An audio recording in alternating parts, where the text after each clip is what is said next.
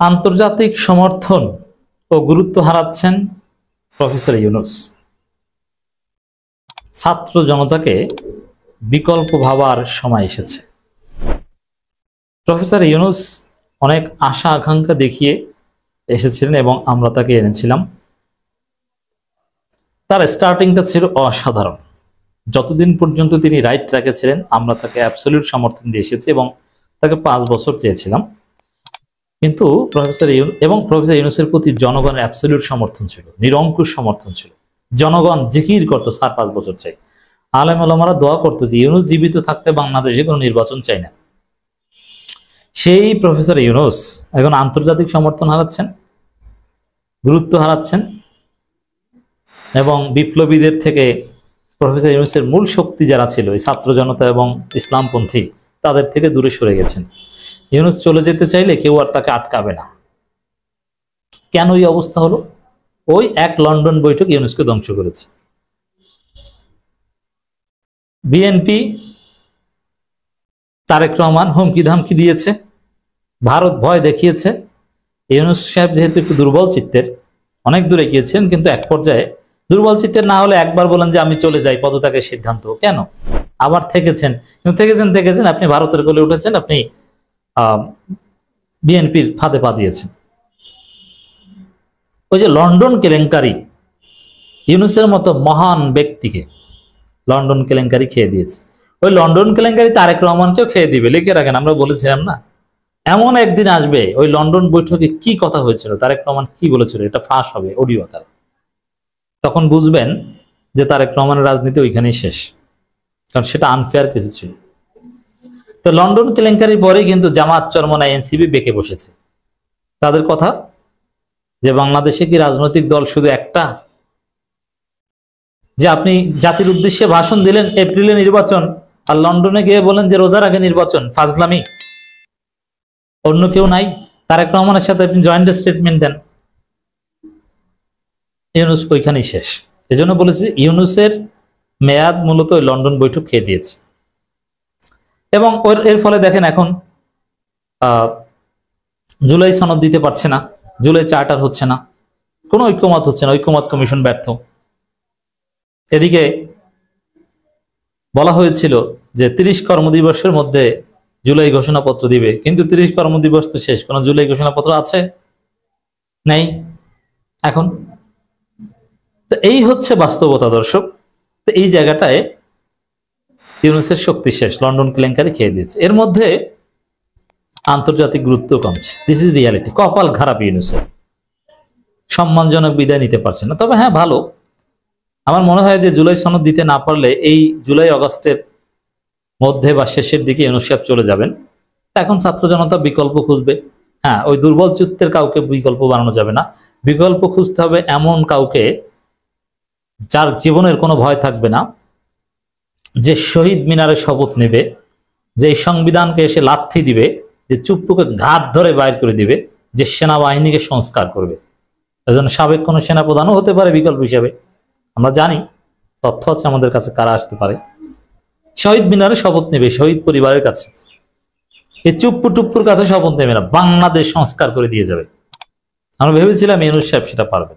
ভারতের সাথে খেলবে, ভারতকে শায়েস্তা করবে, পারবে। চীনের কাছে যাবে, চুক্তি করবে, মানে বিপ্লবী বাংলাদেশ হবে।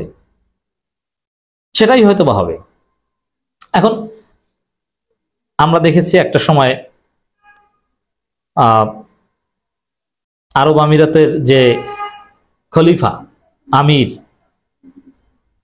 তাকে ফোন দিতেন আর তিনি কারাগার থেকে বন্দীদের ছেড়ে দিতেন সম্মানে। যথেষ্ট গুরুত্ব ছিল। কিন্তু সেই আরব আমিরাত তো টাকা পয়সা দেয় না, কাতার দিবে বলে দেয় না, চীনের প্রতিশ্রুত অর্থ ডিসবার্স হচ্ছে না, আমেরিকা 4 আনাও দেয় না যে ইউনূস আমেরিকাপন্থী।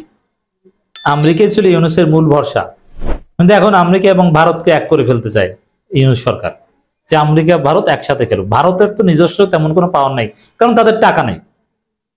বাংলাদেশে ভারত যা করেছে অতীতে, যুক্তরাষ্ট্রের সহায়তা করেছে। যেমন 2008 সালে নির্বাচনে ফলাফল ঠিক করে দিয়েছে ভারত আমেরিকার সহায়তায়।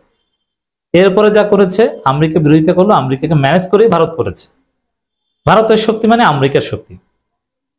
এখন সেই ভারত আমেরিকাকে আবার এক কাতারে এনেছে ইউনূস সরকার, যে আপনারা মিলেমিশে আমাদের শাসন করেন, বুদ্ধি দেন, আপনাদের কথায় চলি। এই ইউনূস গুরুত্ব হারিয়েছে, ফ্রান্সে গুরুত্ব পাচ্ছে না, যুক্তরাজ্যে আপনারা দেখেছেন যে ওই যুক্তরাজ্যের একমাত্র অর্জন মূলত তারেক রহমানের সাথে মিটিং করে আকাম ঘটিয়ে আসে, প্রাইম মিনিস্টারের সাথে সাক্ষাৎ করতে পারেননি। এটা গুরুত্ব কমার আলামত, কমেছে। একসময় গুরুত্ব মানে জনগণ সাথে থাকলে গুরুত্ব বাড়ে, আর বিএনপির কোলে উঠলে আপনার গুরুত্ব তো থাকবে না। হুজুরদের দোয়া নাই আপনার উপর, আপনি হুজুরদের না জিজ্ঞেস করে লন্ডনে যে নির্বাচনের তারিখ ঘোষণা করেন, দোয়া থাকবে? থাকবে না। দর্শক, ডোনাল্ড ট্রাম্পকে চিঠি দিয়েছিলেন যে আমাদের শুল্ক সাসপেন্ড করেন কিছুদিনের জন্য, ফর 90 days, পরে আলাপ আলোচনা করি আমরা। কিন্তু ওই 90 দিনের মধ্যে ইউনূস কিছুই করতে পারলেন না। ডোনাল্ড ট্রাম্প ঠিকই 35% শুল্ক ইম্পোজ করে দিলেন। এখন কোনো উপায় নেই, এই যে শুল্ক আরোপ করে দিয়েছেন, পারলেন না ঠেকাতে বা কোনো কিছু করতে, কোনো চুক্তি করতে, অথবা সুযোগ ছিল। এটা একটা ব্যর্থতা।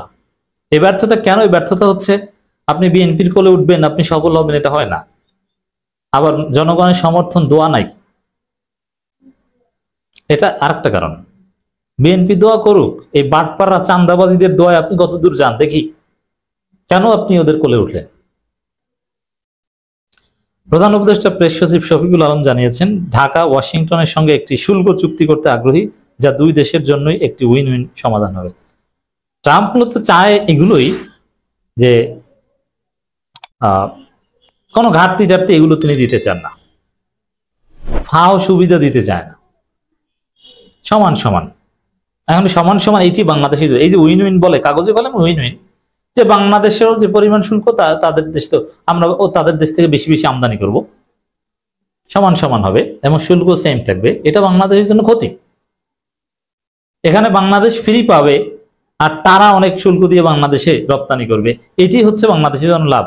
এবং এই গরিব দেশ আর ধনী দেশের পার্থক্য এটা। ওয়ার্ল্ড হেজিমনি হিসেবে, সুপার পাওয়ার হিসেবে আমেরিকার এটি এতদিন করতো যে তাদের দেশে রপ্তানি যদি আমরা করতে চাই, কোনো শুল্ক টুল্ক ছাড়া করবো, বরং জিএসপি সুবিধা পাবো।